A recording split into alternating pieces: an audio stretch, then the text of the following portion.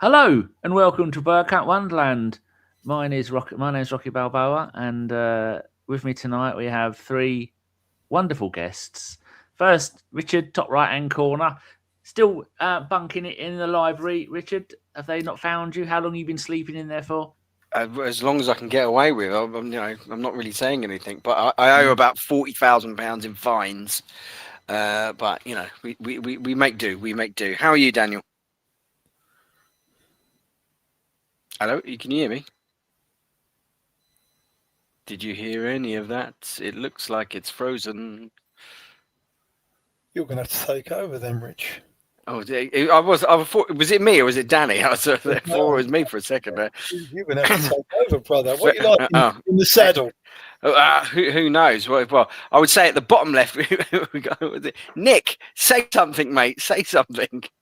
You've broken Danny, Rich. What have you done? I don't know. I think maybe the thought of all the £1,000 of fines from all my books has driven him crazy. Either that or the cats have finally finished him off. Either that or one of the cats have eaten through the leads and eaten through the buttons. But what can you do? How are you, Nick? Are you good? Yeah, not too bad. Not too bad. We've had most football games the last 2 weeks, I suppose. I'm just annoyed we didn't do one last week when we could have really celebrated, but no one was around.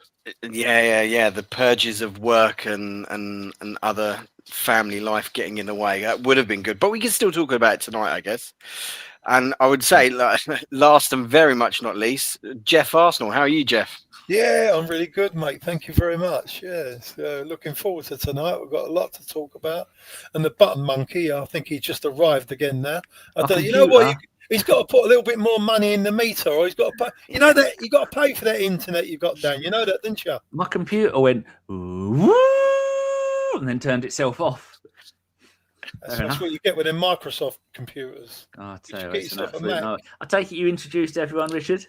I did indeed, yeah. Well, not as well as you will have done, but I have introduced everyone. Like a pro, he took over like a pro, right?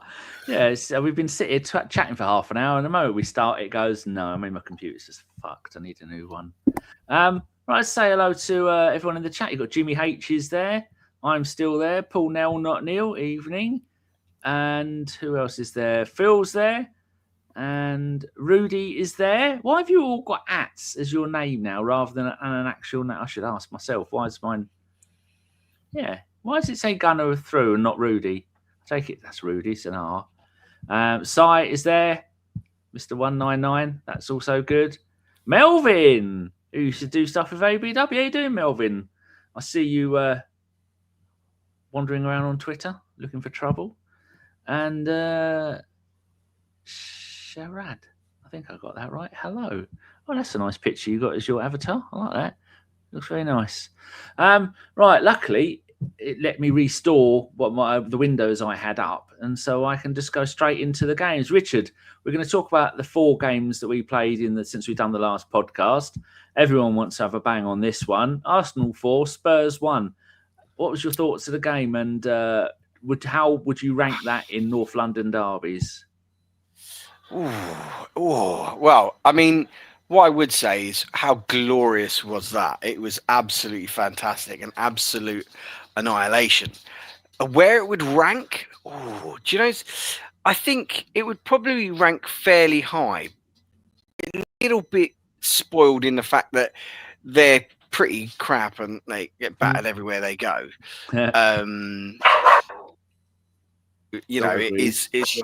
dog's going mental. My silly daughter's let the dog in it.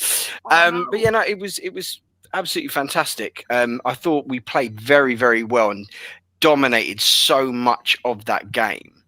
That was the first part of my thing where by hook or by crook, we needed 3 points because you get the feeling that the Terminator that is Man City is breathing down our neck, and it just feels like any slip up can be, jumped upon by those chasing us. But to not only win, but to do it in such a great fashion, and to have Eze score a hat-trick against them, considering, he was like they wanted to buy him and stuff like that. He was a youth player there, wasn't he? I didn't know that until I looked it up.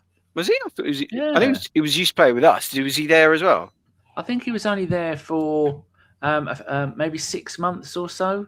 I'm sure it was either him or it was Noni, one of the two. I'm just going to have a look. Eze. No, it wasn't Eze. It was Noni was there for a very short length of time. Oh, Noni was there. Oh, he was there for 4 years before he went to PSV Eindhoven. But obviously not long enough to get, the stench. Not tainted. Yeah. So, it remained pure. But as I say, it was a thoroughly fantastic performance, and one that I was very much happy with. How about you, Jeff? Where do you rank that, and how over the moon were you? I actually had because we were meant to go out for dinner that day, because when Sean's back we go out. So the White Hart couldn't fit us in. I said it has to be 2:30, so we got to have dinner and get back by 4:30. And then Johnson's Farm, they couldn't do it either, so George cooked it a roast for us. It was lovely, and so we're here. And then she's just putting some stuff outside the back. So she opened my back door, which is to my right, and then we scored. I went, "You fucking dirty bastard!" And every time I just have this Tourette style shouting and screaming that usually verts the word whore or dirty whore or something like that whenever we score goals, when they're important. Like the ones we scored last night. I mean, the first one I clapped and the second one I didn't really care about. But it means that much to me, Jeff, that I lose all control of my swear filter. Well, it is special. A North London derby win is extra special. For me, it's always the first one I look at on the fixture list. Although I've not really considered Tottenham a proper rival now for many, many years, because, and I'm not being sarcastic about them, they've not really done anything, have they, let's be honest. So I've always, teams like United, Liverpool, Chelsea, they've always been our rivals. I see in my head. Tottenham has just been, they're at the side, your local rival, and that's it.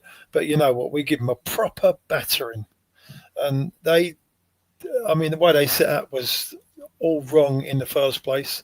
But we were just finding holes all over the place, and I was just so delighted that we give them a proper battering, and it wasn't too much of a hard game, because obviously we no doubt talk about them. We had a big week ahead of us, so it's brilliant, Dano. Well, I think we spoke about it on the last time I was on. Have you had a podcast in between? No. Okay. Back-to-back shows, Jeff. Last year. Well, that's first time for a long while, mate, I tell you. It's for all of us. So yeah, honestly, it's up there. It's brilliant. I love it. And I just think we're such a dominant club in especially North London, but in London now, I believe that it may roll on for a few more years, which I think it will. Yeah, Nick, in the game we had 17 shots at goal, and 8 of them were on target. Do you think they got off lightly? Because we had Calafiori had 1, Timber had 3, Zubimendi and Rice had 1, Saka had 3, Trossard and Marino had 1 each, and Eze had 6. Or Eze, I'm going to say that different every blood time. And Spurs had 1 with a Riccardo, the rat face scumbag. He had 1. It's just amazing that we didn't manage to get 7 or 8 past them, isn't it? Yeah, that would have been nice to really lay it on thick. I mean, we kind of didn't get out of second gear throughout the game, and I mean, I'll always compare these games, to the old 5-2s that we had years ago, where back to back, which was fun because they thought they were going to win, and it was a little bit more end to end, but we just turned it on and annihilated them. And it's nice to see them. A lot of the players thinking they're going to win, getting all excited, and then getting absolutely spanked. But for some reason, of this one, they just didn't turn up. They didn't even try their usual, trying to kick the crap out of us. They didn't even have, any fight in them at all. And I suppose that's one of those written things, similar to Eze, when he scored the winning goal against Palace. For him to score the hat-trick against them when they thought they were going to sign him in the summer, especially their manager the day before in the press conference when they were trying to talk to him about Eze, and he's like, "Who? Oh, I've never heard of him," because he just didn't want to talk about it. But yeah, it's nice, but it's just weird watching games of football now where with Arsenal where my heart's not in my throat the entire time. I'm just like, oh, we're not going to concede. Everything's fine. But hopefully that continues for the whole season. Yeah, and then Jeff, to follow that up, we went up against probably the first or second best team in Europe, with the first being PSG. And then how do you feel about the game before we went there, and how do you think it's going to go? And then your thoughts about the game, because yet again we were absolutely magnificent. Well, I've seen him I've obviously done a little bit of a recce watched a few Champions League highlights on that, and they're just typical German, ultra organised, really strong, powerful players, plenty of pace up top. And I was concerned that it's going to be a really, really tight game. I was there watching it, and the first 45 minutes, I thought, fuck me, they're a top team. It reminded me a little bit of the Paris game last year at our place in the semi, obviously the second time that we played them. And because they was great. They were popping the ball about. They was, more or less. But the first 20 minutes anyway.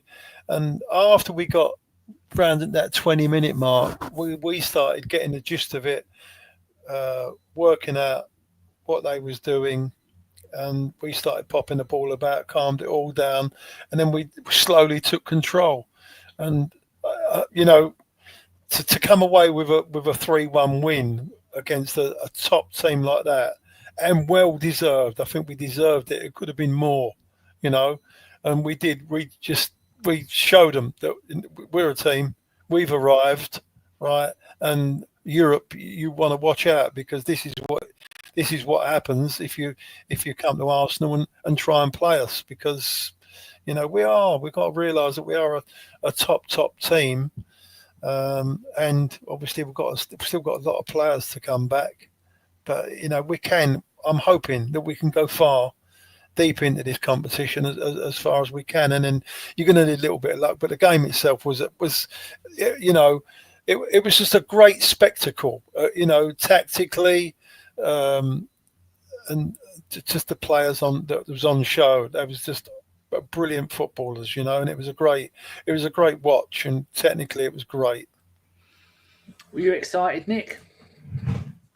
Yeah, I mean, I like watching Champions League more than the Premiership, maybe because it's like the different people in the studio, so they don't irritate me as much as all the others. But it's nice watching these games because maybe I'll talk it up, but there seems to be a lot less, of the dark arts and the cheating in these types of games, because I think a lot of these, when you play the bigger sides, they're both trying to win. Mostly, we sometimes play one of these awkward teams, like Olympiacos. They just try to frustrate you and kick the hell out of you. And get a draw or a 0-0. But I'll tell you what, I was impressed with Arteta. I have to give him his plaudits. The fact that, both Madueke and Martinelli scored when he brought them on. Just like, because we were 1-1 at the time, at the end of the first half. So, that's just the difference from this year and previous seasons, where he looks on the bench and he brings on 2 players and score. Whereas the last 2 or 3 seasons, you look on the bench and you think, well, none of these players are going to score or make an impact, and all of them are worse than our starting 11. And now he's actually, he's doing well with his subs the last, 2-3 months with Arteta. So I was quite impressed with that as well. Rich, a man of tactics, a man who manages a young ladies' football team, and you're half decent at it, if you do say so yourself. What have you put down our ability to beat Bayern Munich? Because they're stronger than what they were last season. They're running away with the Bundesliga yet again. Dortmund are trying to catch them up. But how did we manage to do that? Because they were utterly toothless, and I think I was going to have a look at how many shots on goal they actually had. We had 13 with 8 on target. They had 8 with 2 on target. How how would they explain that when you've got Kane up front and Olise on one of the wings and Gnabry on the other? Man, that's just amazing. Yeah, I would say they are a top side, and we've got I don't want to speak for other people, but a lot of PTSD when it comes to get a draw in Bayern Munich in the Champions League. But they are a fantastic side, like you said, running away with the Bundesliga. They have the ability to, the weekend before a big game, take their foot off the pedal, maybe rest players, maybe, so they can go into us fresh, where, we generally don't have that luxury. Pretty much every game in the Premier League for the most part is blood and thunder, and especially when you got the North London derby before. But I think tactically, one of the things, and it was, I don't want to say like a bit, after time at Ala Steve Bunce, but I noticed it in game. I was like, there was where we were going man for man, and you could see Saliba absolutely like following Harry Kane in. Saliba, the centre back, following Harry Kane in, and you're like, Jesus, where is he? Are we getting pulled apart here? And it wasn't. It was. You could.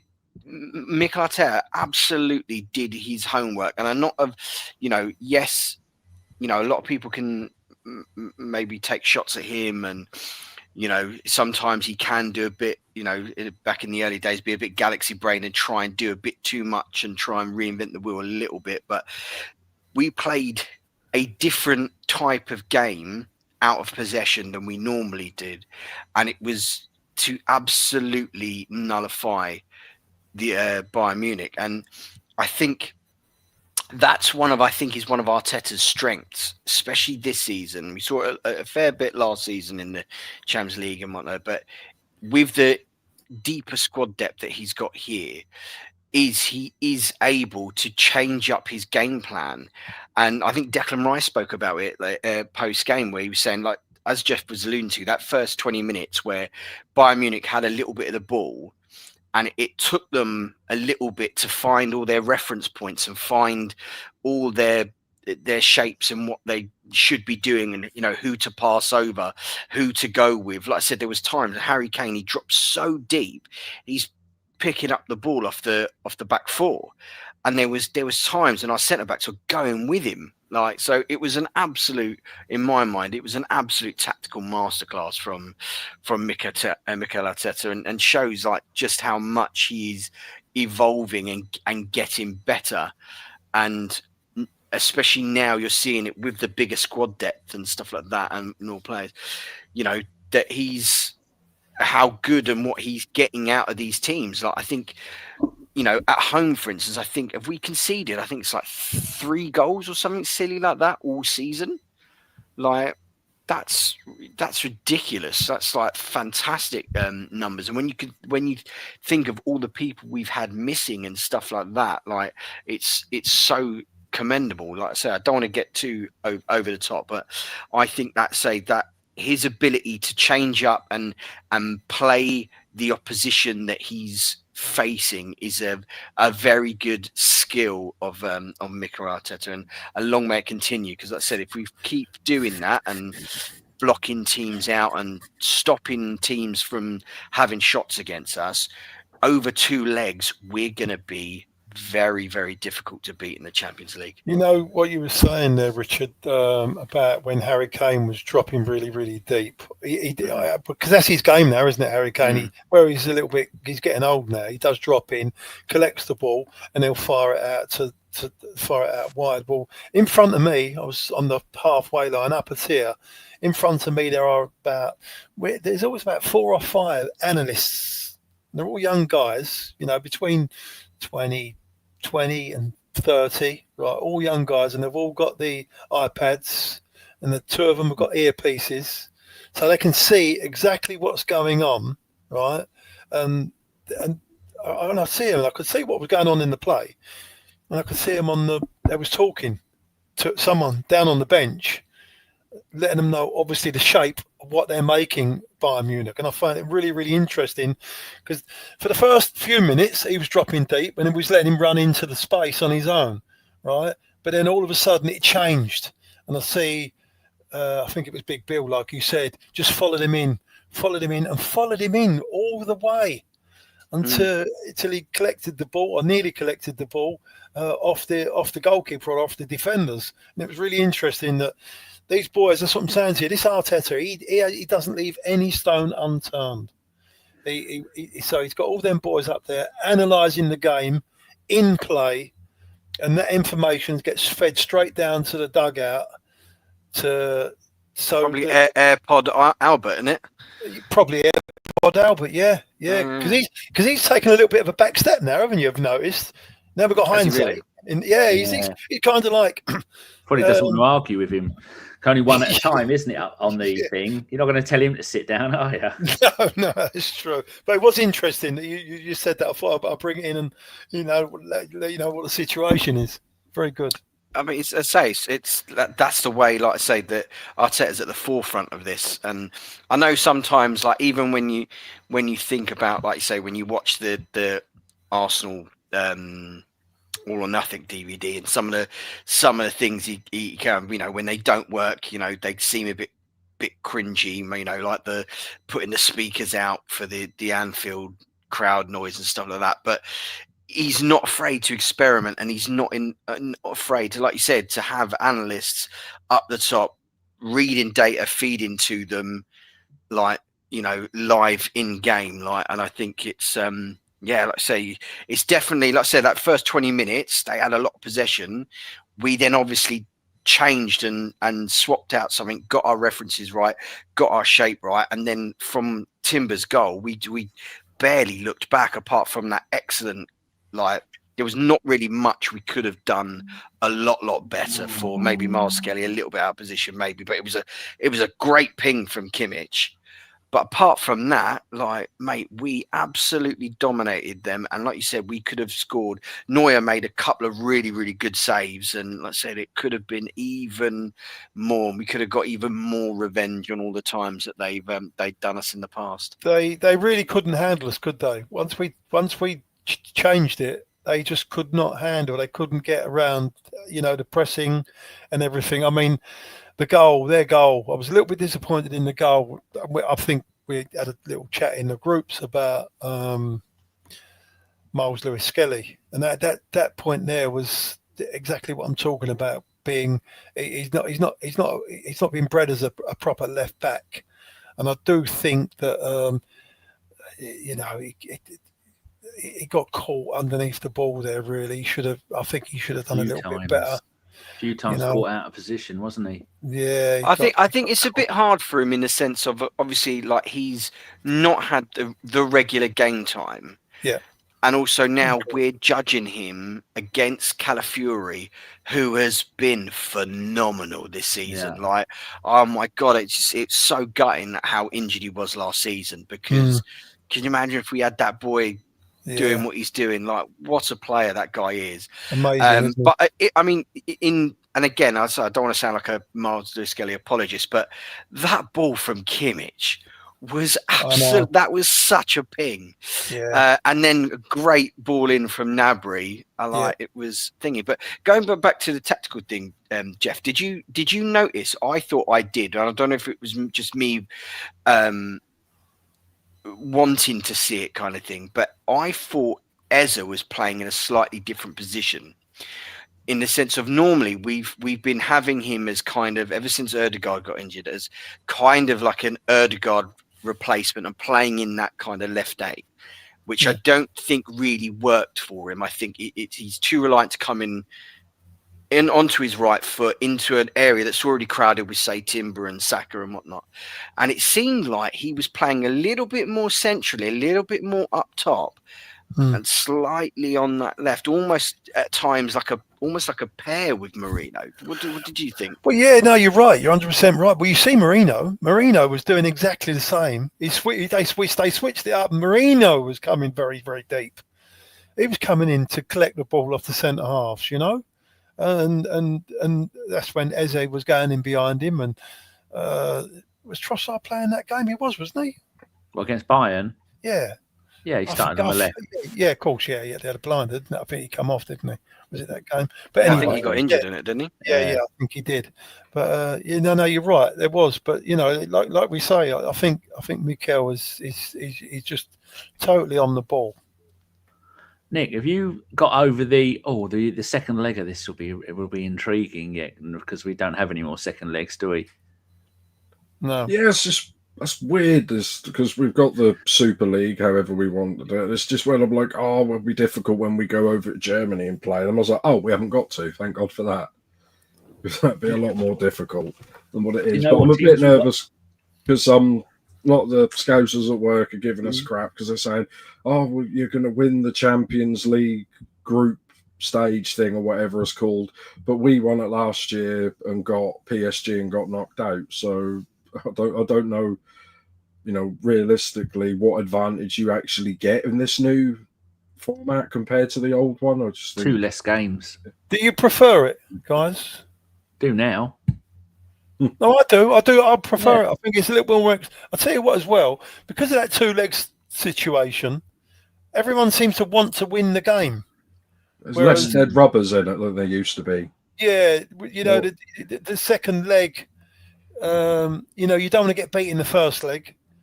So that's generally a really, really tight game, whether being home or away. But I think it's much better now because everyone they do go out and they try and win the game to get the points. Yeah, I think a lot of teams last season didn't quite know what to make of it. So, like, you had a lot of the, like, I think, again, maybe I misremember it, but like a lot of the bigger name teams and stuff like that, like PSG, did Real Madrid as well, didn't actually make that top 8 and had to play that playoff game. PSG nearly didn't make any of it. Mm. So I think it was, whereas this season now, I think the better teams have got to grips of it a little bit better, and you're seeing, let's say, a bit more natural order of things, I guess. But yeah, no, I don't mind it, especially this season. But last season, like you said, because it was brand new, you was kind of all over the place. It's like, okay, who are we playing now? Where are we in the league? So what happens if this? And it was kind of, whereas now you're a bit more used to it. Yeah, I think it's a little bit more interesting. Just looking at the fixtures, Nick, we are top of the group. We are top of the group. Top of the group with 36 sides. We have played 5-1-5, scored 14, conceded 1. And then you've got PSG, Bayern, Inter, Real Madrid have all lost 1 game. Bottom of the thing is Ajax in 36th place. Pardon me. And then they've lost all 5, scored 1 and conceded 16. Almost the complete opposite to what we've got. But Nick, games that are coming up. We've got Club Brugge, Belgium, and they are currently 26th. They've won 1 game, scored 8, conceded 13. After that, we are away. The Brugge was away. Shut up, Tom. No, shush. We're away at Inter Milan, and that's going to be a really tough one. That's my Italian team. They're, like I said, they're in 4th place.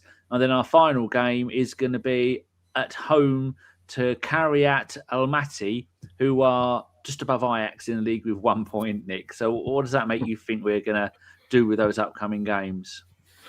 Well, I expect the 2 easier games, we'll probably win those, and just when we play Milan, probably a draw because that's a difficult group. But hopefully it won't mean nothing by then. But I'm just a bit nervous about all the games that are going to be around it, because it always seems to be we play someone in the Champions League, like what we did last time. We got Bayern Munich in between Spurs and Chelsea, and I don't know why that always seems to happen us in Champions League. We've got a tough game either side, whereas other clubs, they seem to have easier teams. And I know it's a completely, they say random how the computer's done, but I don't know if this is random and as fair. Don't trust computers. I think that any of the British clubs, if they go deep into the tournament, are at a disadvantage. No, Jeff, you can say English clubs because British clubs are never going to get deep into it, are they? No, it's just true. But sadly, because the Premier League it's grueling, isn't it? And especially when you get into March, April, But Jeff, do you remember they always for the Germans and the Spanish and the Italians? They always seem to help them. They've rearranged their games for them to bring it forward today, and we'll give them a weekend off, or bring it forward a few days to help. Whereas our lot, I think, if we asked that, they'd probably give us an extra game to play. Yeah, the main thing is that in these, I mean, let's be honest, in these other countries like Spain or Germany, there's only maybe 2 or 3 teams that win it every single year, right? True. And the Paris last year, I think they rested about 7 or 8 players the game before we played them, and it makes such a big difference. Whereas, like you just said, Nick, that we've had to get into a game, we've had to kick bollock and bite trying to win the Premier League. You've got a really, really tough game. Your players have already been drained because of every single game in the Premier League is a tough game. We see it the other night, every single game. And over the course of the season, that's how you get injuries, because they just get so drained. And by the time you get to tells us every game in the WhatsApp group, Jeff, he has a breakdown every time we have an injury, doesn't he? Yeah. Well, he's got a point. I did notice that Jeffrey said halfway through the Chelsea game, I think that's the first time this season we looked absolutely knackered. I just think playing Spurs, Sunderland as well. Sunderland as well. We looked shattered in that game as well. Yeah. I think we looked tired last night, but we'll get into that, no doubt. We'll get into that. But that's the only thing I think about even if we do go deep into it and we get to the semis, all right, of course, when you get to the semi-final, is it a 2-leg semi-final? I think it is, isn't it? Yeah, of course. Yeah. It's just going to be really, really difficult. Of course, you can pick yourself up, but it's the games either side of it. It's just so difficult, and especially if you're in the running for the. Imagine us if we was 8 points clear, right? And you got to play a semi-final. You think, oh, okay, all right. Well, let's rest them for that game. Then all of a sudden you lose points and you're back. It's very difficult. So difficult. Whereas in Germany, the Bayern team, they could probably rest the whole team and still win. They have a winter break as well, don't they? Yeah, winter break. There's so many things, but we cry anyway, don't we? That's how they say. Didn't they try to screw us over this year, for Christmas time? Didn't they want the Premiership to play on Friday, Boxing Day, and Sunday? And they were trying to force it through, and the clubs just wouldn't have it. Yeah, so now I think there's only one game going to be on Boxing Day, because the game after that is going to be we're playing on the 20th, 23rd, 27th, and the 30th, and I think they wanted to put another one in there as well. Is that what you mean? Yeah, they wanted to play a lot of clubs to play an extra game. I was like, we've already got something 8 or 9 games in December. How can you just play all the time? I think, and they put the Palace game in there as well, the Carabao Cup. Yeah, that's on 23rd of December. But this is it. We've got so many games. They did move that one though, didn't they, Jeff? Where Arsenal and Palace both said, "Can we move it?" I think if only us would have said, "Can we move it?" they'd have probably said no. But I think because Palace wanted to move it as well, they can't really justify not moving it.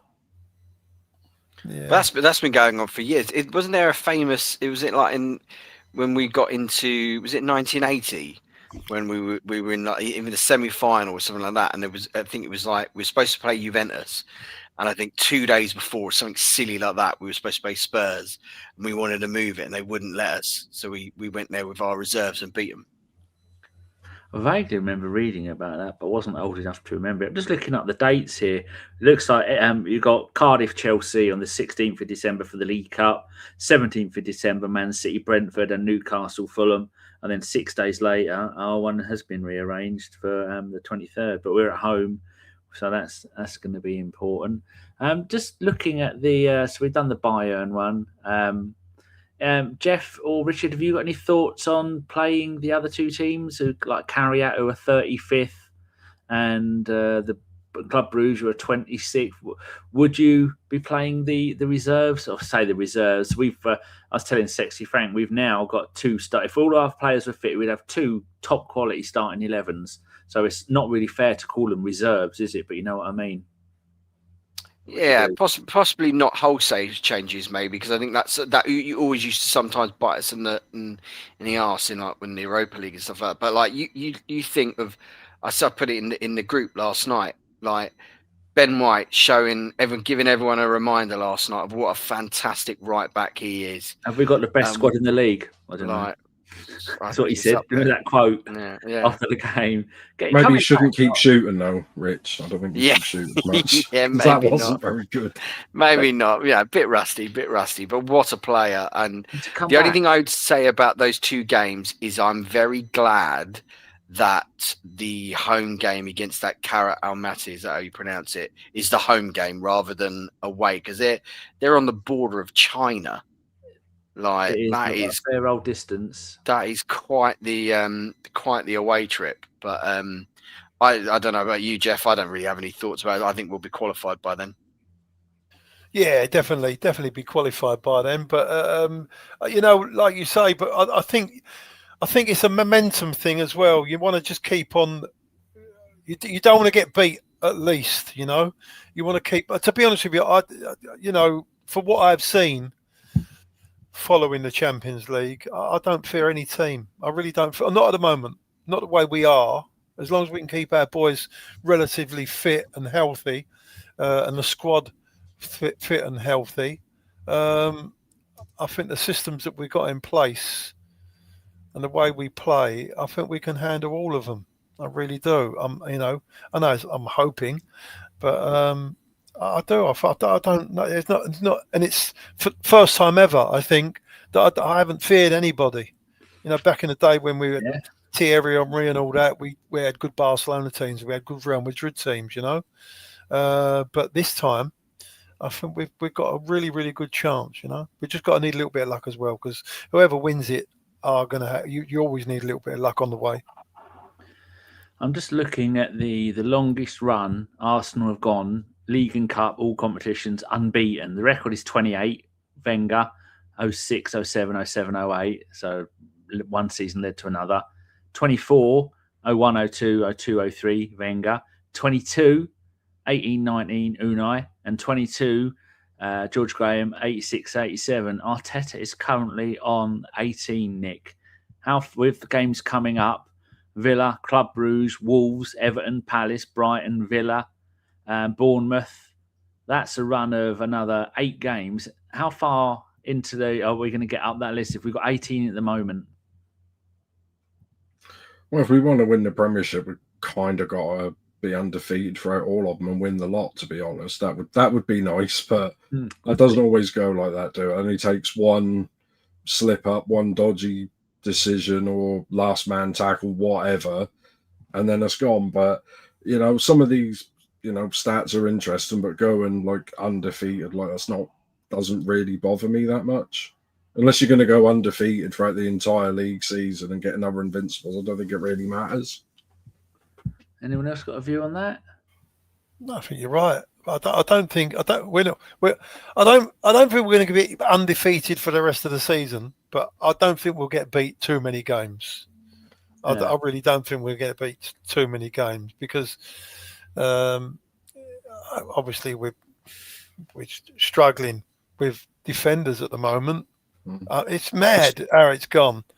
It's nice for the mentality, though, isn't it, Jeff? Because if they, you don't want them to get used to losing, if you know what I mean. But no, of course not. You don't want them to get complacent and just going to think they're going to win without trying. So it's a weird, you know, balance thing to get it in their heads. Let's move on. Unless you've got anything else to add, Richard. Nope. You want to move your mic a little bit in before you have someone's eye out. Sorry, is that better? That is. You sound like you were ringing from Australia in the 80s for most of that. Apologies.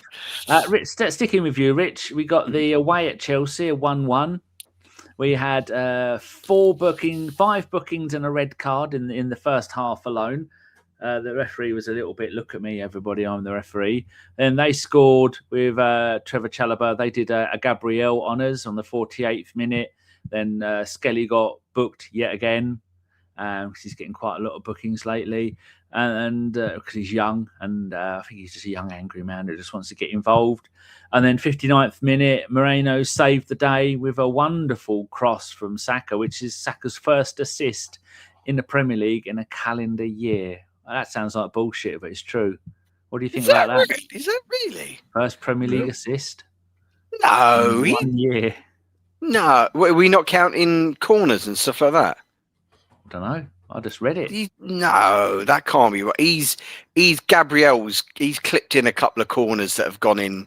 I shall go and have a look while you're talking. Fair enough. The Chelsea game. Well, where do I start? I've had my feelings very well known on this parish. My loathing for Chelsea. And quite rightly so. Yeah, it was a horrible game. It really, really was a horrible game. I think, we looked a bit tired. You know, third massive game in a week. I thought, Chelsea did very well and played very, very well. I mean, the Chelsea are a good side. They should be. Their squad costs about £1.5 billion. I would say they're a very, very good side, and they really did press Mosquera and Hincapié really, really well.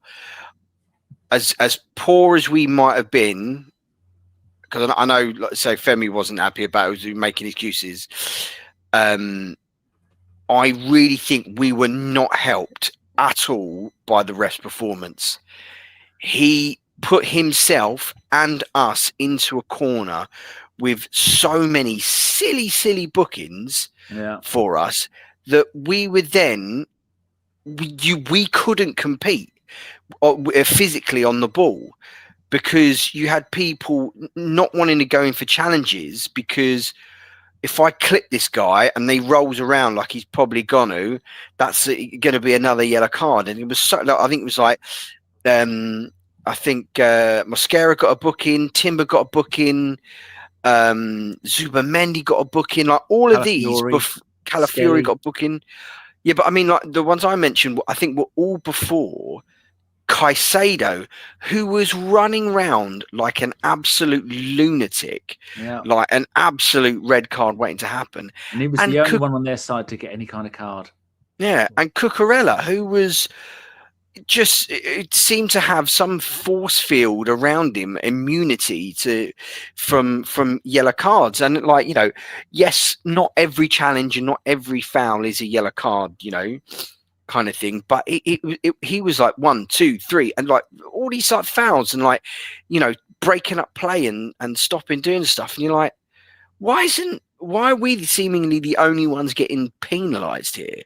And then after the Caicedo red card, which that was a horrific challenge, Chelsea were then absolutely hell bent on evening it up and trying to get another red card, a yellow card for us, or a red card. Whereas any little bit of contact, they went down, they were screaming, it was stopping the game, it was itty, it was bitty. And that all stemmed from Taylor, that all stemmed from the ref. Like I said, putting him and us into a corner with all those needless bookings at the start. It was a horrible game. Like I said, I think we a lot of factors, all the fouls and yellow cards, the fact that Chelsea are a decent side, and I think it was starting to become one big game, maybe too many for us, and we started to look a little bit sloppy and not our usual selves. I don't know how you guys felt about it. Before he's come to you, Jeff, I just want to read out the stat. It's true. He got, in the start of last season, he got 11 assists in the first 12 Premier League games. His last assist last season was the 30th of November. He got 3 assists in the 5-2 win away at West Ham. And that was his last assist until the one against Chelsea in the Premier League. Wow. Unbelievable. Yeah. I mean, the second half of last season, injured, didn't he? After that game 13 against West Ham, for the rest of the Premier League season, he got 1 goal and no assists in the remaining, 15 games because he was out for about 10, 12, wasn't he? Jeff, your thoughts on it all? Yeah, well, I mean, the first 20 seconds, you could tell immediately what was going to happen with that particular game because the centre forward, what was his name, the Brazilian lad that come from Brighton? João Pedro. We had the kick-off, went back to Raya. He's run straight into Mosquera, 10 miles an hour or whatever, pushed him over. Mosquera's hit the floor, and that was the pattern that was set. I think it was down to the manager, the way he's sent them out there. Really, really riled up. He's obviously said we need to get amongst them, get at them. Don't give them no time, don't give them no space, because obviously they'll take control. And you see every single challenge. Cucurella, I mean, you know, he must have made 5 fouls in the first 10 minutes against Saka. That's what he does, though. Which he does it all the time, everywhere Horrible he goes. Bastard. He's a horrible player. And Caicedo, I'll tell you that Caicedo, as much as I like him as a footballer and what he does, right, he is a very, very dangerous player, and because he goes out purposely to take his other professional footballers out, and he's going to injure someone really badly one day. I've seen a few clips over the time since then where he's taken a load of players out, same challenge, and you could see him. He was so emotional in that particular game. For some reason, maybe the Declan Rice, Caicedo, it was maybe he wanted to, make sure he was there and he was in front. But it was just it was such a, and I mean, they did well, Chelsea, the way they was pressing us. I think it was really, really difficult for us because when we got news that Bill Saliba was out. That's 2 of our centre halves, 2 of our playmakers. Because don't forget, we play from the back, and our play was just totally, it was all at sea because we didn't have those 2 players. The way they split, the way we can pass the ball out of the back, it was a little bit fucked, really. And defensively, that was fantastic. The 2 boys, Mosquera and Hincapié, but when they got on the ball, they really, I mean, if you look at the spaces that they started in, it wasn't like, it looked different to how Bill and Big Gabby are playing, right? And you see Declan Rice had to come back a few times to collect the ball for them because they weren't and we're so much more comfortable and confident with Big Bill and Big Gabby at the back, that the midfield players could move up the pitch 10 metres because you could rely on them. Whereas we was a little bit ill confident with how they was going to shape up the 2 young kids at the back. And I think that altered our game completely. And there's nothing we can do about it. We was a little bit fortunate. I mean, it was a definite sending off. I can't even understand why he didn't really give it in the first place. It was clear, but it was a definite that did alter the game.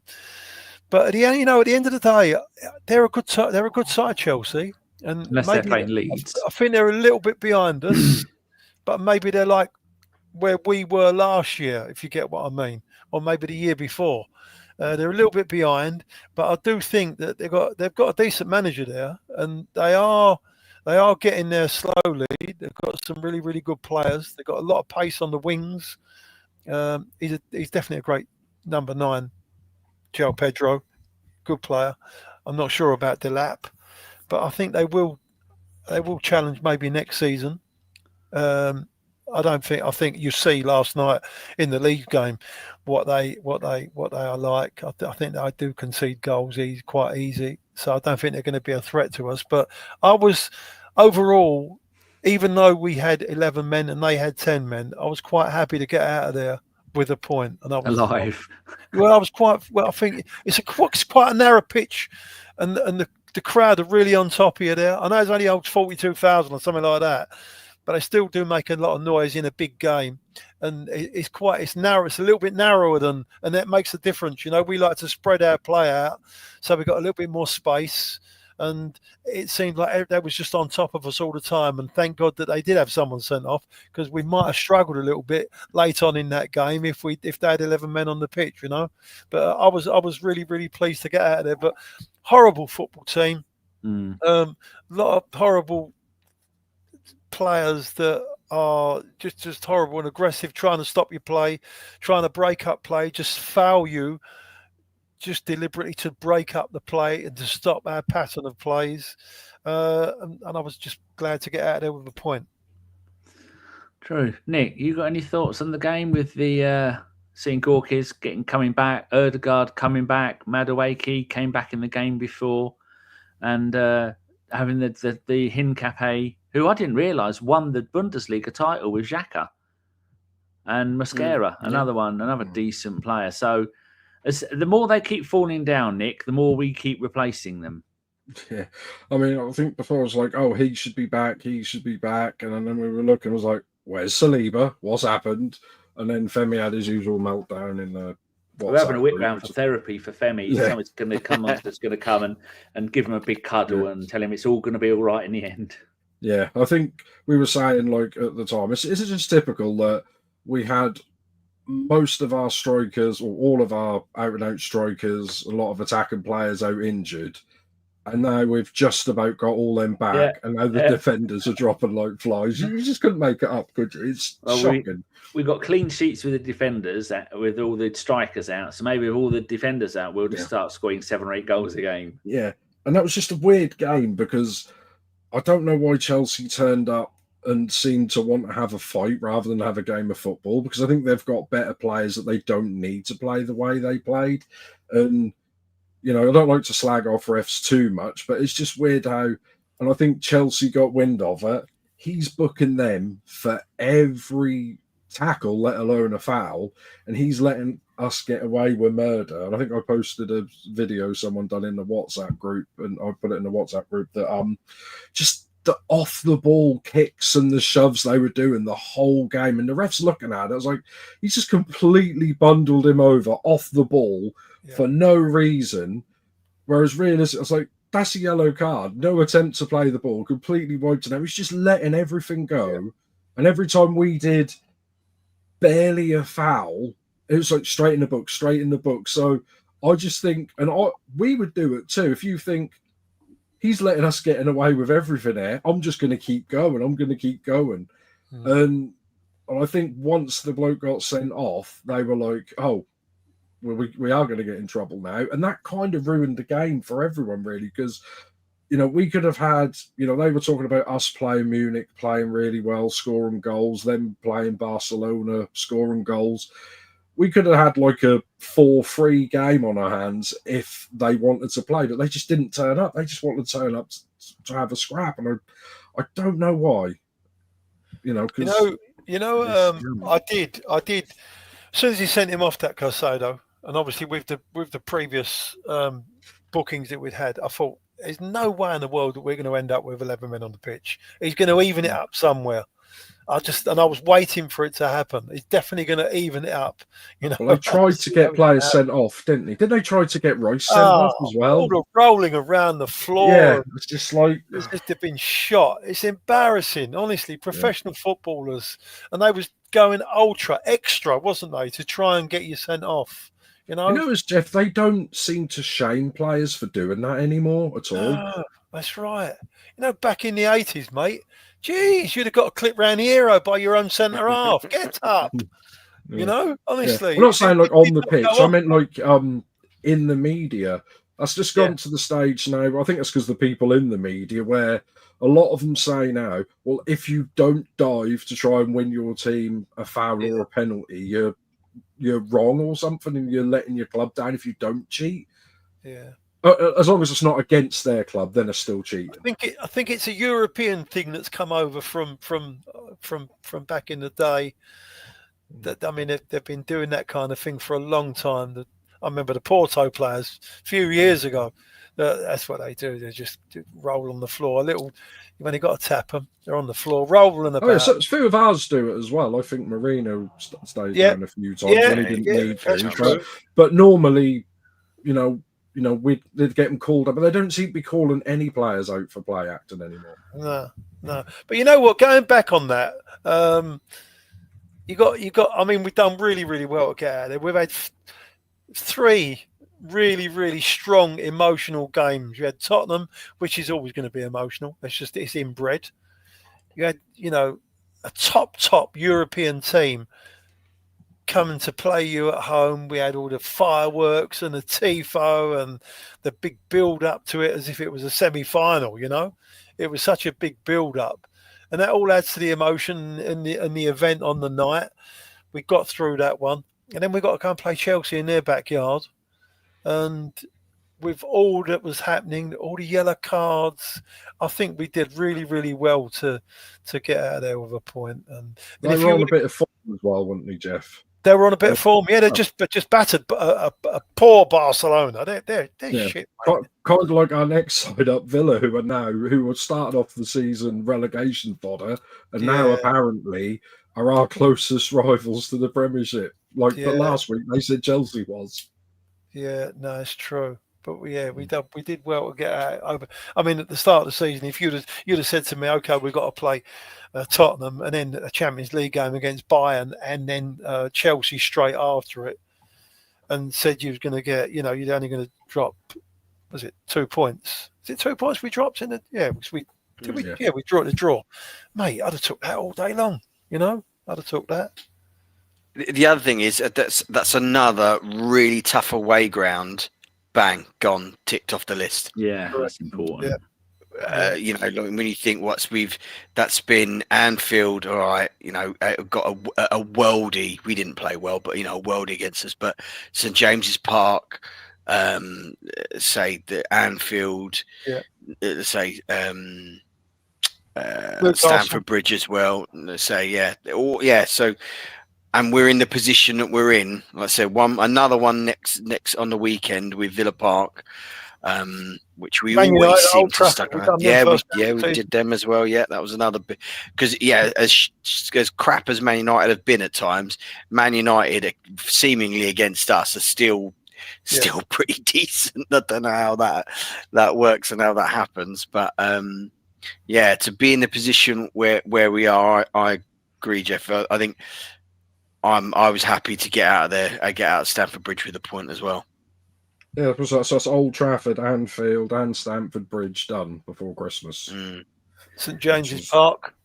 Yeah. So James's Park is such a big one because it's so intimidating, and when they stick the fans up in the gods, and they're another team that I don't know if it's just because of the crowd or something like that, seemingly Joe Linton, Gyokeres and that are just allowed to do whatever, that Antonelli allowed to do whatever the hell they want. Yeah. So that was another big obstacle that we stood up to and got the 3 points. So I'm trying not to be too not overconfident, you know what I mean? But we're in a good place. Anything can happen. Look at Liverpool. 5 points clear at some point, and now look at them. I think they're 11th or some nonsense. But so anything can happen. But we're seemingly in a good place. Yeah, next one's Villa away. Then we've got Man City and Spurs away. They're the only 3 big away teams we got. How about this for a stat? It's a Twitter stat, so it could be bullshit. Consecutive league games without conceding 3 over 3 goals. Fucking hell, they need to word this right. So without conceding 3+ goals, Sunderland 14, Brentford 9, West Ham 9, United 7, Palace 6, Forest 6, Newcastle and Wolves 3, Liverpool and Spurs 2. Fulham, Brighton, Chelsea, Villa, Man City 0. Us 108. And then you go, hold on, what was the question? Consecutive league games without conceding 3+ goals. So 3 or more. That's not bad, is it? 108 games. Wow. Meanwhile, everyone else is letting in 3, 4s, and 5s. Madness. So we're hard to beat. Like I said, Arteta has built something. He's built something really, really spectacular that with that defence. And when you put a homicidal, maniacal Argentinian in that group as well, in Gabriel Heinze, I think we're looking sharp at that end. Just hopefully we don't get any more pissing injuries, because like I said, we're on Femi. I think Femi called it right at the start. We've mentioned Femi a lot in this pod. He called it at the start of the season that we're on to like an injury a game, and yeah. Do you think there's something in did that? All that work in the summer. Do you think there's something in there? Do you think that? I mean, there's a lot of chat that I see that Arteta's. There people saying that Arteta's got to be a little bit better in the rotation. The players that are getting injured are the ones that have played 6 or 7 games, big games on the spin without really rotating, blah. My thing is that it's all right for us to say, but he's the manager. And it is hard, isn't it? You know, when you've got some top players there and you've got some top teams, top opposition that you've got to play against, it's very, very difficult to rotate. You know, you're top of the league. You want to, you can't, you've got no room to drop points in this Premier League. Right? To be fair, Jeff, he did rest Saka and Martinelli last night. That's true. I know we brought Saka on to score. So, but I just think, I mean, I said it before, up until last year when the injury crisis started, when everyone just went down with hamstrings, he pretty much played the same first 11 for 2.5, 3 seasons straight. And we had no one on the bench he trusted, and he just wouldn't bring it. So many times he didn't use his subs. I think that's what we're still paying for from all the injuries last year. And they were how many players? 6 or 7 of the first team's 8? I mean, what was it? Saka, Odegaard, Havertz, Jesus. And I just think maybe because of all the play they were out, now it seems everyone else is getting injured because they were playing extra games. It is bizarre, though. It's bizarre that all these players, I mean, Rice apparently is okay for the weekend, isn't he? I heard earlier on today.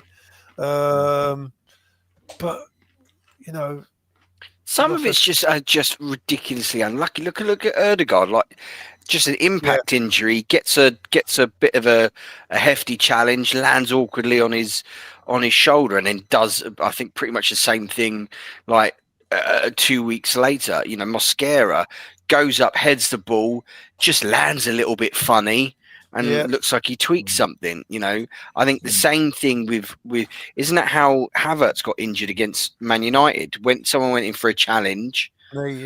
And it's just, you know, some of it is. Didn't Odegaard get injured 3 games in a row and got subbed in the first half 3 games in a row at the start of the season? Definitely 2 games, definitely. I'm sure it was over 2 or 3. I think he's the first player to get subbed 3 games in a row before half time or something. The thing is, he don't get injured, does he? Never gets injured, Odegaard. But apparently, Gyokeres played 3 million games when he was wherever he was before. Come to Arsenal in a few games, but he had played again. He played every single game, and everyone was saying, "Well, his hamstring's going to go anytime now." And of course, but we couldn't bring Havertz or Jesus on for half an hour to rest him because they were both injured. So what do you do? I mean, this is what I'm saying to you about the manager. What do you do? What do you do? But I do think he's got a lot more trust in his extended squad this time. I think the drop off, you know, like the Berta and Arteta and that, they've raised the floor of our team.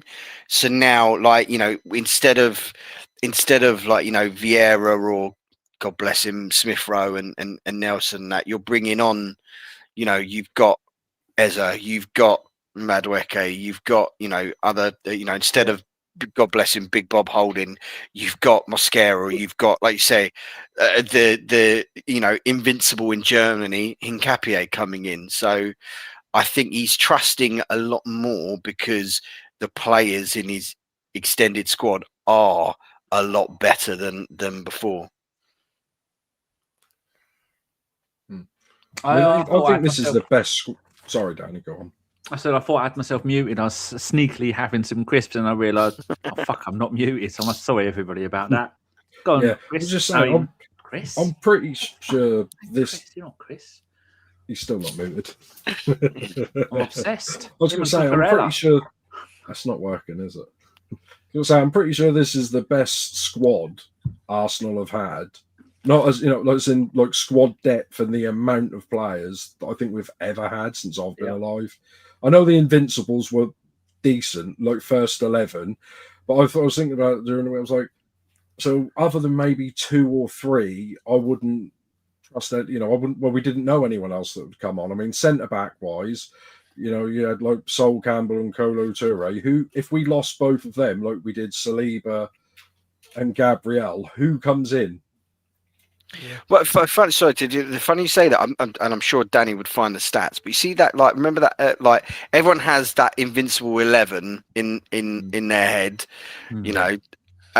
Allegedly they only play together that 11, like about 11 times, or like 9 or 11 times. And some was it not even that many when they came on as subs because Wenger used to mix it up quite a lot. Yeah, I mean, we always had injury process back then, didn't we, as well? But like every time we play Man United, Bergkamp's injured, Henry's injured, and you think, wonderful. But like I said, I know we'd had Bergkamp and Henry up front, and then we had Kanu and Wiltord. So we were good going for it. But I'm talking about defence-wise and midfield. No one got injured back then. That, huh? Back then, no one got injured. No, we had so we'd take Freddie off and bring on Parler, and that was about it, really, wasn't it? Maybe bring on Edu for Vieira if he's like on being sent off. I did think that before that Chelsea game. I thought, oh, here we go again. We're going to one of our big rivals, and we never turn up at these places with a full strength squad. There's always 1 or 2 out, whether it be suspension or injury. I would like to have a full squad, a full team, where both teams can go gung-ho at each other, and that's your best team. That made the best team win. But we never. It always seems to be away. We always go away. Man City, with a couple of players out, and then we get 1 sent off. It's tough. But I suppose that's it. I'm still trying to think who would play centre half instead of Campbell or Toure. I mean, I don't know if he was already gone. Was he about? Stefanos, he might have then just left Stefanos, something like that. No, Senderos, wasn't it? Keown, because you needed 10 games to get a Premier League winners medal, and in the last game of the season, he needed to come on as a sub, and they were winding him up because they pretended that Wenger wasn't going to bring him on. But that season, a 35, 36-year-old past his best, and no disrespect to Seagan, but he wasn't that good, was he? He's got more Premier League winner medal than most other people who've played. But Keown that season played 10, started 3. And then, where are we? Seagan started 10, played 18. Campbell played 35. And Toure played 36 plus 1 sub. And so you must have knocked the durability of our defenders, though, because we got to the Champions League final with Flamini. Flamini left back, Senderos and Kolo Toure as a back 4. And a young Cesc Fabregas, I think, who didn't really get a game. Then we changed it for the final, brought all the big boys back, and they caught us cold, didn't they? Yeah, I was at that game. I don't want to talk about it. I was at that game. That was terrible. Me too. Yeah. I didn't see either of you there. You should have said hello. Yeah. I've never watched it back. No, me neither. Don't think I've ever seen Sol Campbell's goal, apart from like in my nightmares. I've never watched it back. But I want to talk about our defensive crisis. But Jeff, Arsenal 2, Brentford 0. It's a bit of a palate cleanser, wasn't it? As you would say when you're going out for your posh lunches, where you get the double-sized Big Macs. Parma pie and mash man, mate. You can't lay that on me. I'm telling you. Sophie's in the chat, Jeff. I meant to say that. She's been chatting along. God bless her. What a podcaster Sophie is. God bless you, Sophie. Yeah. So, And it's a palate cleanser. Get everything. It's like a reset. Yeah, you know what? I was a little bit troubled last night because again, I think we're really, really tired.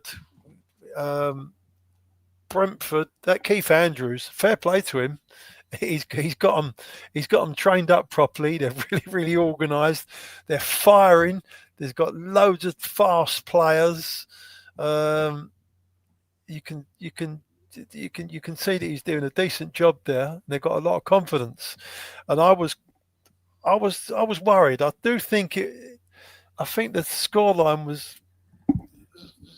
I just think we done well to get two, mate. I think it was a really, really tough game, and I was really worried during the game where we weren't popping it about how we used to be. Again, I think it's something to do with Big Bill and the two defenders that are out.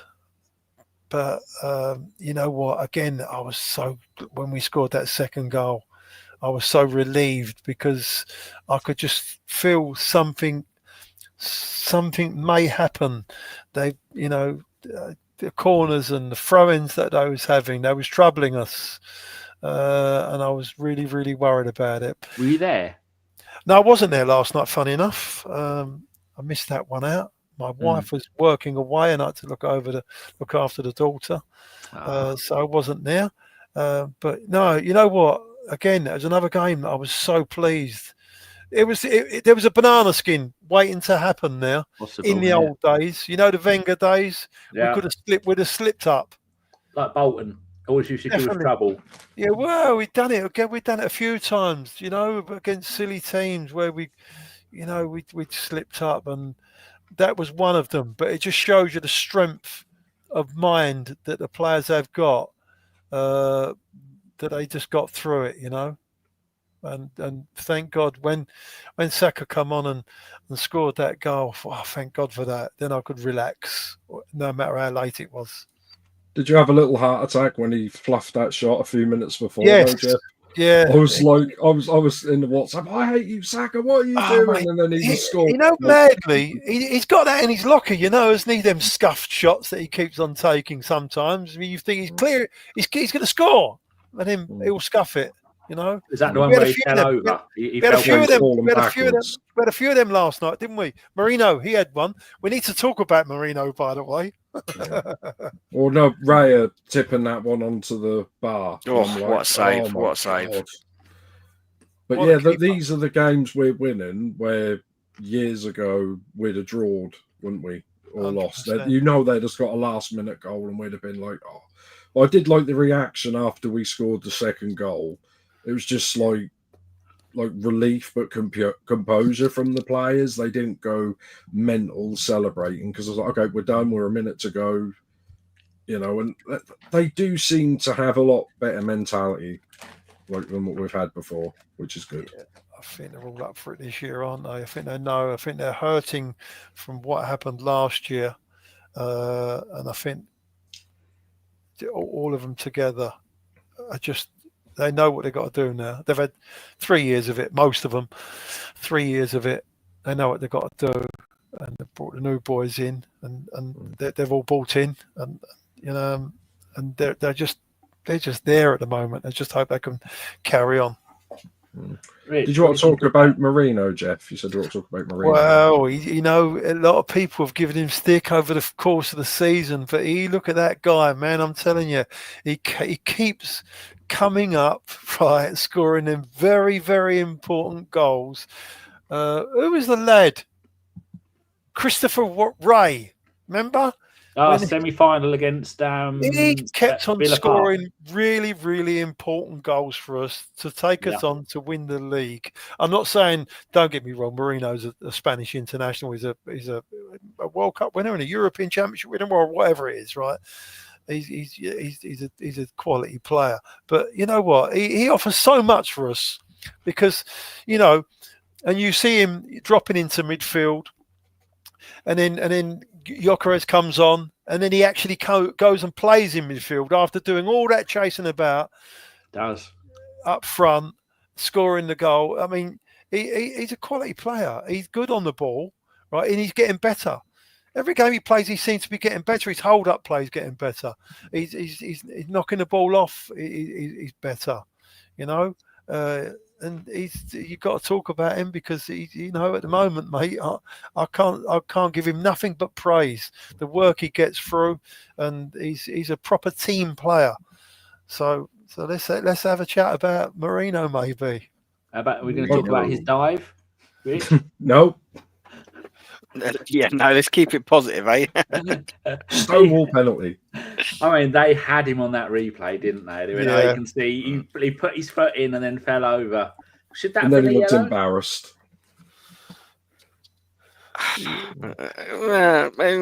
Maybe. I've seen worse. There was contact. I think he was expecting contact, but yeah, there was a dive, and ordinarily you would say yes, it would have been a yellow card for simulation. But what I would say is that there was probably why they didn't get involved in it, VAR, because there was contact, but it was nowhere near a penalty. But yeah, let's keep it positive on the old Merino. Like as Jeff said, like he's, as you wax lyrical about him, he's been fantastic for us. He's been exactly what we've needed, and I thought he looked absolutely shattered last night, and I thought I was begging for Arteta to bring on Gyokeres a little bit earlier. I was like, Merino's race, he looks done. Like, bring Gyokeres on, and then he did bring Gyokeres on because I think it was for Rice, because Rice had to come off injured, and Merino went into midfield and did a great job in midfield. And it's like, it's what a fantastic Allen key of a player he is for us. Like, need him to go in midfield, he'll do that. Going as a number 10, like, he could do that. Go up top and get us a goal. Like, his run, his movement for his goal. Both goals, Chelsea goal and last night, wasn't it? Yeah, but the Brentford one was a striker's run. Like he checks and he did, the old one run for you, one run for them. Go the other way around. Like, kind of, he checks out and then gets ahead of the defender, and that was a finisher's header. That was so fantastic. And like I said, could you imagine, like, and it's amazing that obviously maybe he's just a little bit unfashionable maybe as a player, but like his goals and assists this calendar year, like, put against some other players in the league, and his figures are better than a lot of players. So yeah, God bless him. Like I said, where would we be without him? Because everyone else seems to drop like flies. One of his biggest assets is his availability. That he's always there, runs himself into the ground for us, plays, say multiple positions. What a guy! I cannot speak highly enough of him. But because he's played so much again, like recently, because Gyokeres has been out, I'm waiting again now for him to ping his bloody hamstring, because he's played so much. Like you say, he looked shattered the other day. Does he play him at Aston Villa? Who starts at Aston Villa? I think he has to just keep it running as it was before. Men, like Richard was saying, bring on Gyokeres a little bit earlier than he did in this game. I think realistically, Merino's played for Havertz. Because when did Havertz do his hamstring? Was it January? Was it the end of January? So realistically, almost a whole year. And the praise I'll give to Merino, I was like, I think if you took him out and played Havertz, the amount of games he played, I don't think Havertz scores more goals than him. Well, Havertz would have had score a lot less in that length of time. Yeah, I know, but I'm just saying, if he wasn't injured, if Havertz was completely fit and didn't get injured, and Havertz played the amount of games what Merino's done, I don't think Havertz scores more goals than what he does. Like, the amount of goals. I'm not saying he'd score less, but, it's not like we're playing a second-rate striker and Havertz would have scored 30 goals. I think probably similar. I think the biggest difference. Sorry, guys. Just go. I think the biggest difference is it will be the build-up play and the overall play. It took a long old while. I think maybe we've got, say myself included, a bit of rose-tinted glasses with Marino. Those early games, the Leicester game aside, when he first came in and scored those, we were incredibly clunky with him up top, and I think it's taken him a while to adapt to the role and us to adapt to him, because now he's almost kind of doing very similar things to what Havertz kind of, tap-ins, wasn't it? And now he's going up to get goals. So I think it has taken a while, because there was some clunkers at the back end of last season with him, but if the Villa game was at the Emirates, I would have started Gyokeres. Yeah, because I just think you get a little bit more control with Havertz dropping deep. Who have Villa got up in defence? Who's their defenders? Tyrone Mings, isn't it? I think he's injured again, isn't he, Mings? I think I think maybe. Who's the other guy? Plays for England. Good player. Well, Eric Konsa. He's Their back four against Brighton last night was Matty Cash right back, Konsa, Torres, and then Masterson at left back, and then Odegaard. I don't know who. Yeah, Mings is out until January. Apparently. Oh, they got Lucas Dean. I think is he left back or right back? Yeah, he's a full back. Yeah. Oh, Martinez could be back as well, which is obvious. And Sancho didn't get a game again. I just think, I sometimes think, would it be better to have that control in midfield, or do we need someone to stretch open the game, a la Gyokeres? Because that was, again, a bit clunky at times at the start of the season with Gyokeres, but one of the things he did really well was he did stretch the play and allow more space for people like Saka and stuff like that. So it is a bit of a conundrum on which way I would go. If you Villa away, which ones would you start, Nick? Would you go Havertz? Would you go Marino, or would you go Gyokeres? I mean, I suppose they've got all, the weird GPS bras on and just see if he's in the red zone or whatever, because he's played a lot of minutes. But then... You say GPS bras? Yeah, those GPS bras that monitor from Aldi. Yeah, I think so. I think they're getting cheap now. I've got a couple on Black Friday deal. I'll tell you what, Dan, I'd like to see you in one. I've been on a diet. I'd give a few quid to see you in one of them GPS bras. My modelling days are long gone, sadly. And like I said, sorry, go on, Jeff. No, you carry on, mate. Sorry. I was saying, so Gyokeres is only just back. You don't want him to come back and get re-injured again. But then Marino, is he on the verge of burning out? So he's sort of was at catch-22. He can't really. What do we want? We don't want him to get injured. Maybe he doesn't play either of them. Maybe he starts Jesus, and it's a miracle, Christmas miracle. Of course, you've got Jesus on the line. How long did he's he play injured. for last night? He's training. How long did Gyokeres play for last night? 15, no more 20? than about 10 minutes, wasn't it? Yeah, I think it was he was blowing a little bit. 7 minutes plus 5 injury. He was blowing a little bit. I'll see him. He's a bit of a chubby chaser, isn't he? A little chubby lad. He hasn't lost that weight yet. I don't know. I think that's muscle underneath him, mate. Honestly, that's what I tell everyone. At least it's better than having no striker at all to choose from. I would start him. I think he's a better starter than someone that comes on into the game. Plus, he does that thing, Jeff, that Rich was saying, that he will drop back all the way into midfield, and then we don't play with anybody up front. But you can't see Gyokeres dropping back and making it a 5 in central midfield, can you?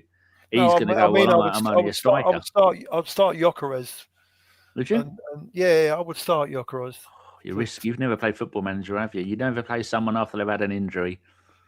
Yeah, got to have 2 or 3 games. Take him off, mate. Give him 50, 60 minutes or something, and see how he goes. He's got to start playing minutes, mate. He's got to play. Just give the lad an Easter egg and tell him it's Christmas. He'll know whether to fucking shit or do a little dance. Right. Injuries. My God. So, looking at our squad at the moment is it going to let me organise these into defenders? I certainly are. William Saliba injured. Mosquera last night. Did he come off injured? I need to close the Brighton one. Yeah, he come off injured. That. Yep. And that one. Knee. Yeah, so he came off injured after 44 minutes, and Timber came on, and Timber played centre-back like he does for Holland. When they play three at the back, he plays as right centre-back. Ben White can play centre-back, but I think if we are playing Timber and Ben White in the same game, Ben White will play right back, even though he can play centre-back. And then Calafiori, he's okay. He plays centre-back for Italy in the back three, doesn't he, Richard? Mate, that Calafiori, he could play in goal and still be hang on, mate. The way he's too good looking for his and looked glorious whilst doing it as well. Glorious. That's right. And then Moreno, someone in the chat said when Moreno was at Borussia Dortmund, he could play centre-back. I reckon Declan Rice could do centre-back for a little while if he had to, because he plays absolutely everywhere, covering for everyone. And who else have we got there? So I think I counted 7 players at the club that can play centre-back. So are we in too much trouble, Rich? Well, I'd say you don't really want to start pulling apart the team to be putting Marino and Rice as your centre backs, but I think, as we discussed earlier, I think the people bringing up the rear that say the putting Timber in there, Capier in there, like I said, they're much better than what we had before back in the days of Holding and Chambers and stuff like that. No, not to do too much of this. So what would be your back five if you couldn't have any of our first choice 4 centre-backs? What would be your back 3 or 4? What would you do? So I probably would go White, Timber, Calafiori and Lewis-Skelly.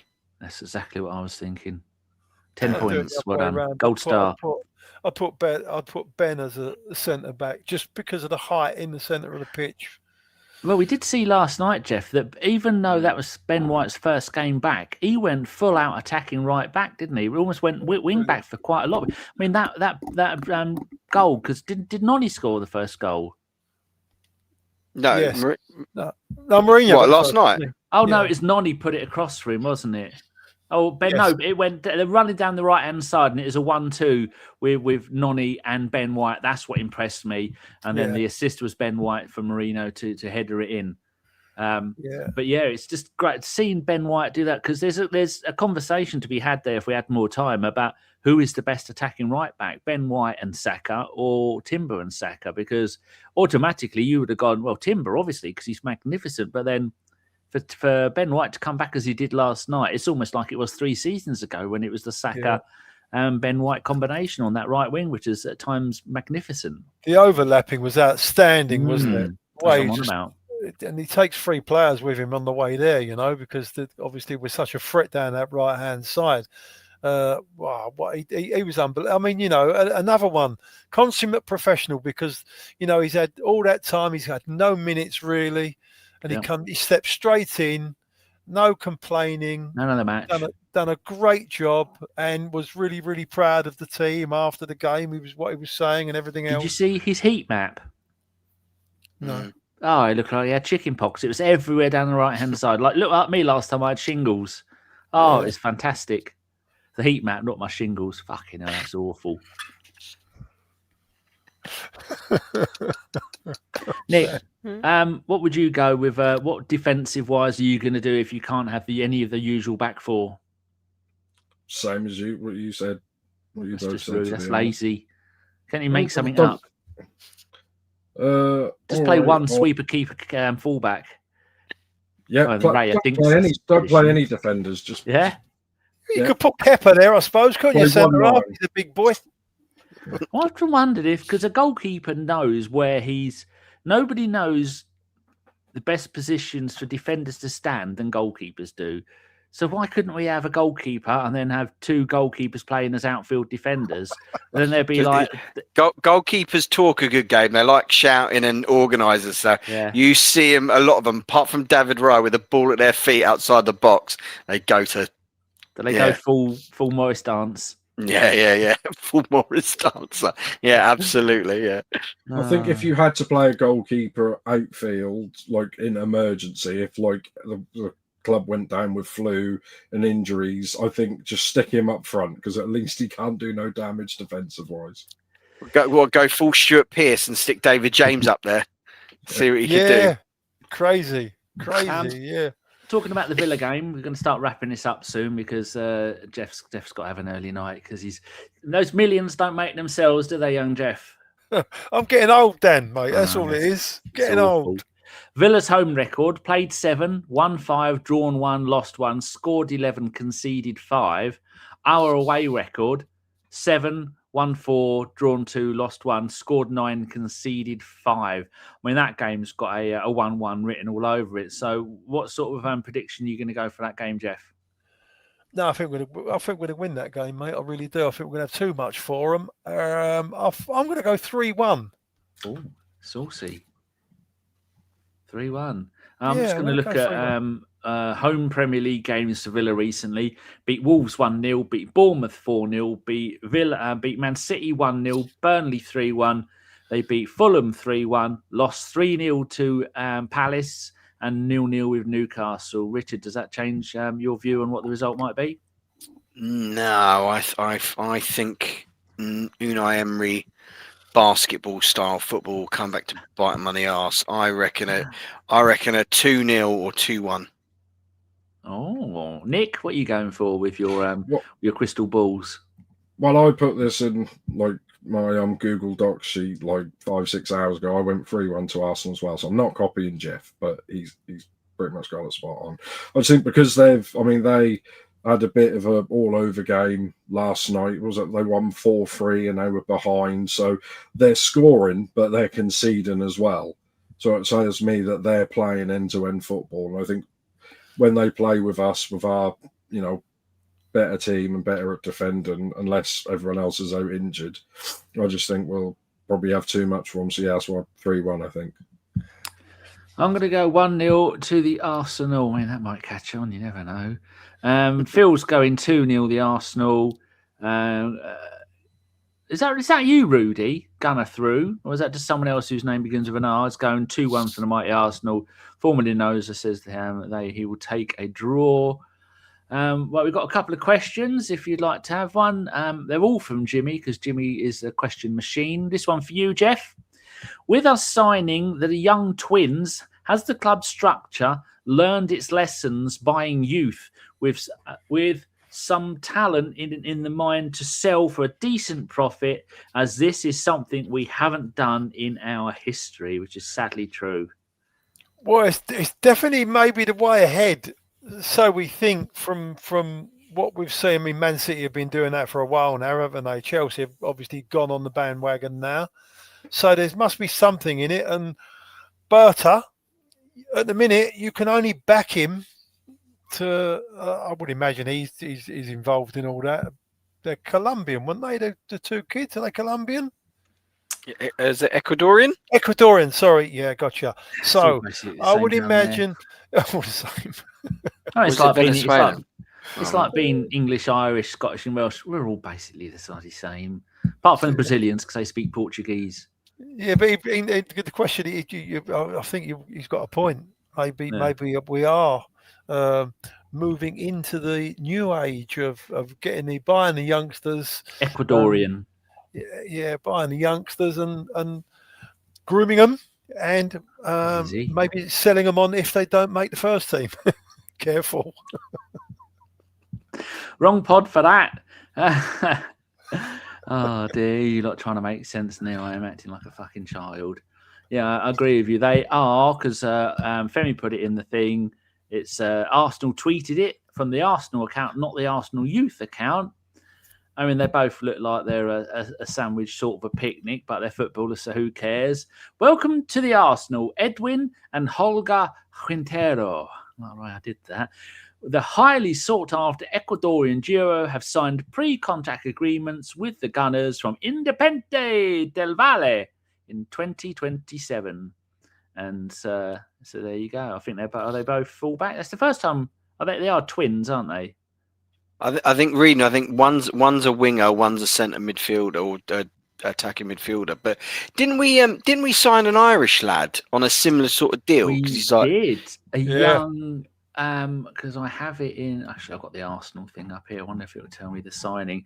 Yeah, he's playing in the Irish league. He's Irish of African descent, and he is going absolutely mad. His name is Viktor Ozhianavuna. He is born in Dublin. 5'8", midfielder, 16 years old, 17 in January, and he's played for Ireland under 15, under 17. And we paid 1.7 million plus an add-on clause, but he joins Arsenal in January 2027 when he's 18, in line with Brexit. Fucking Brexit. So there you go. Formerly knows has said, what do you think of Tottenham? Nick, got any reply for him? I don't think about Tottenham. No. Anybody got a reply? Shit. Oh yeah, Gunner through is indeed Rudy. That's all right. Right, we've got another question for you, Nick. Which one is the easiest one for you to understand? Bless your little socks. Here we go. From your mate Phil, who lives just down the road from you. Will Havertz come straight back in from Marino, or will we just give both playing time? And I'd add to that, how worried are you about him getting another big injury because he's made of sausage meat?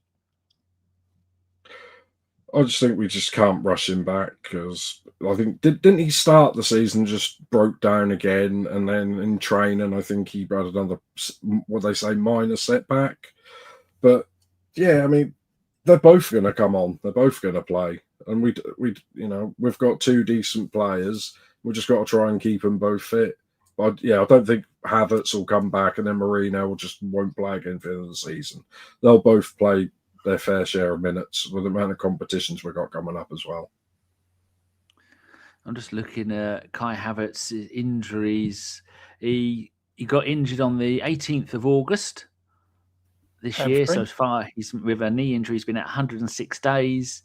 And so he only came back, and before that he was out with a hamstring injury from February 25 until May 25, just in time for the end of the season. Come back, first couple of games of the season, he's out again. And he's ill. He's had knee problems into 2024, knee injury 2023, influenza, bullshit, 2023, corona 21, cold 21, knock 21, corona again in 2020. He's a hungry little bugger. Muscular problems 2020, torn muscle fibre 2019, ill 2019, knee bruise, oh bless your socks, 2018, and knee problem. Basically, he's got no fucking knees. Like you, Jeff, he needs new knees. Mate, listen, my knees are okay now. I'm training 5 times a week, running like a lunatic. Bionic ones, haven't you? Bionic knees, two Did of you them. get them to fit them facing the wrong way so you can run backwards quicker? No? How long before a Premier League footballer does that?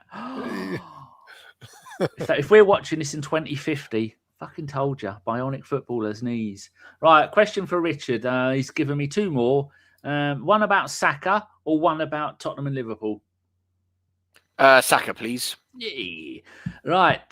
Taking the fact that he's our top goal scorer this season with 7 goals and about 4 or 5 assists, I think, all competitions. Jimmy says Saka or Sake has been poor this season so far, in brackets, personal opinion. Do we need him to go supernova to win the league, or can we cover him only having a so-so season? I'd add a little asterisk to that, going by the way Noni played last night, which was magnificent.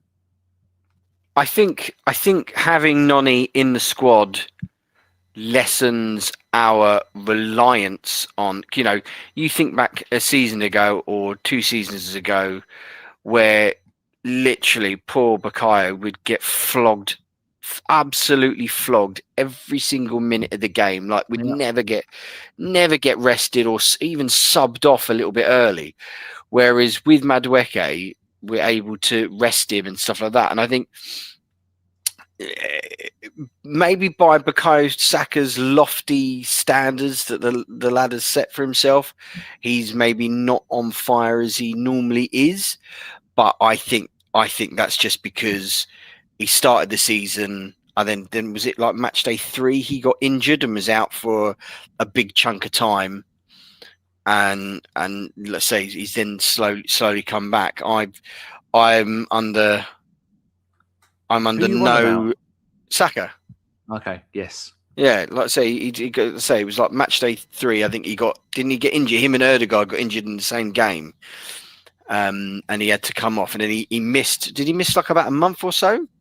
I'm just looking it up at the moment. So I think he got injured in the Leeds game, second game of the season. He missed the Liverpool and Forest games, and then he played 45 minutes for Man City, and then 70 v Newcastle, and the rest of the season he's played virtually the whole game, apart from Brentford where he came on as sub.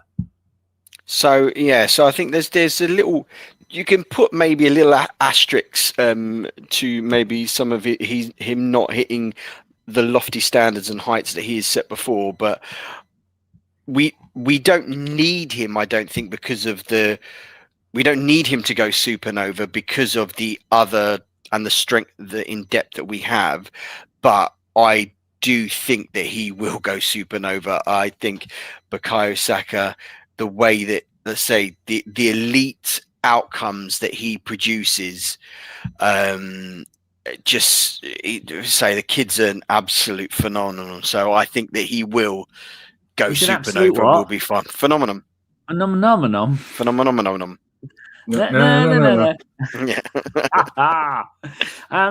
Steph makes a good point here. He says Bukayo is saving himself for the end of the season and the World Cup. I mean, if you're an intelligent player, you will be playing 8 out of 10, 80% capacity, because you have got a long season still in the League Cup. Still, we're going to be having through to the next round of the Champions League. FA Cup hasn't even begun yet, and he knows he's going to get a kick in. But like you said, having Noni come on, people must be going, oh, great, Saka's not playing. Oh, fuck me, they got Noni playing on right wing now as well. And seeing Eze, Jeff, playing on the left-hand side last night, that was pretty good, wasn't it?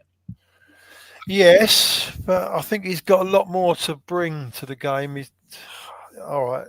He got a hat-trick the other day against Tottenham, but the Chelsea game was a little bit mute, and I think last night he was okay, but I think he can do a lot more.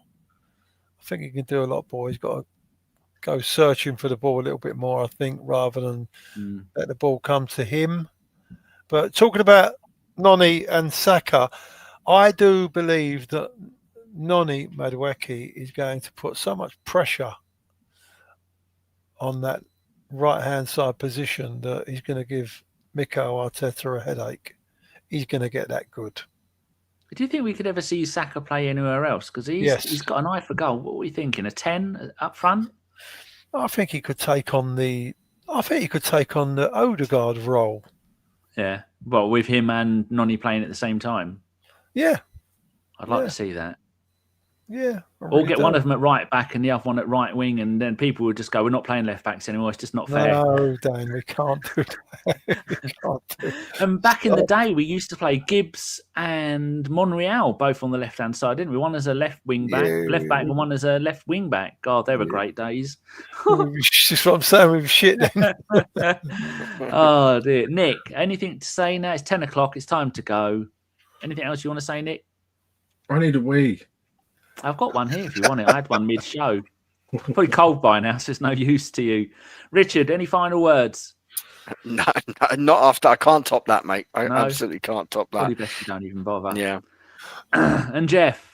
Yes, sir. The only one of the founding members of the podcast left. You've stuck with me all these years, Jeff. Yeah. You're gonna get a golden carriage clock if you get another. Funny you should say that. Because I was thinking, you remember we used to do the predictions Yes. Right?